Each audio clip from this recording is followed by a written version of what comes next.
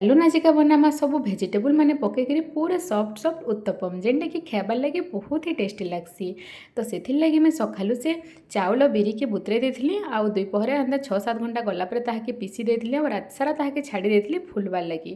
ଆଉ ସକାଳୁ ସେ ଦେଖୁନ୍ କେତେ ବଢ଼ିଆ ସେଟା ଫୁଲିଛେ।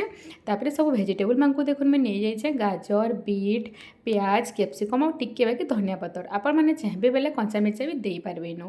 ତାପରେ ଦେଖୁନ୍ ତାୱାରେ ନେଇଗଲି ମୁଇଁ ଫାଷ୍ଟ ତେଲ ଯେତେବେଳେ ଭଲସେ ଗରମ ହେଇଗଲା ତାର ଉପରେ 2-3 ଚାମଚ ଯେନ୍ ପିଠଉ ରଖିଥିଲା ସେଟାକେ ଦେଇଦେଲି ଆଉ ସବୁ ଭେଜିଟେବୁଲ ମାନଙ୍କୁ ତାର ଉପରେ ହାତେ ଦେଇଦେମା।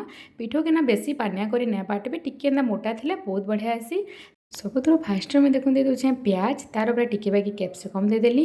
କ୍ୟାପ୍ସିକମ୍ ଦେଇ ସାରିଲା ପରେ ଗାଜର ଉପରେ ବିଟ୍ ଆଉ ତାର ଉପରେ ଦେଇଦେମା ଧନିଆ ପତ୍ର ଟିକେ। ଆପଣମାନଙ୍କର ପାଖରେ ଯଦି କର୍ନ ଥିବା ତ କର୍ନ ବି ଇନୁ ସ୍ୱିଟ୍ କର୍ନ ବି ଆପଣମାନେ ଦେଇପାରିବେ ଆଉ କେନ୍ସି ବି ଭେଜିଟେବୁଲ ବି ଆପଣମାନେ ଆଡ଼୍ କରବାକେ ଚାହୁଁଛନ୍ ତ ସେଟା ବି ଦେଇପାରିବେ।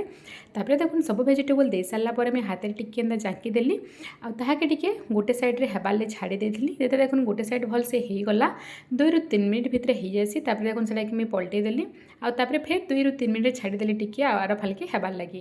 ତାପରେ ଦେଖୁନ୍ ବହୁତ ହି କମ୍ ଟାଇମ୍ରେ ରେଡ଼ି ହେଇଗଲା ଆମର କଲରଫୁଲ୍ ଉତ୍ତପମ ଯେନ୍ଟାକି ଦେଖ୍ବାର୍ ଲାଗି ବହୁତ ସୁନ୍ଦର ଦେଖାଯାଉଛି। ତ ଏଟାକେ ମୁଇଁ ଦେଖୁନ୍ ନେଇଯାଇଛେ ପ୍ଲେଟ୍ରେ ସାଇଡ଼୍ରେ ଅଛେ ଚନା ଚଟନି ଆଉ ସାଇଡ଼୍ରେ ଅଛେ ତାପରେ ଦେଲ ଆଉ ଯେନ୍ ନଡ଼ିଆର ଚଟନି ଆଉ କେତେ ସଫ୍ଟ ବନିଛେ ଉତ୍ତପମ ଦେଖୁନ୍ ଆପଣମାନେ ଦେଖିକି ଜାଣିପାରୁଥିବେ କେତେ ଜାଲିଦାର ବନିଛେ।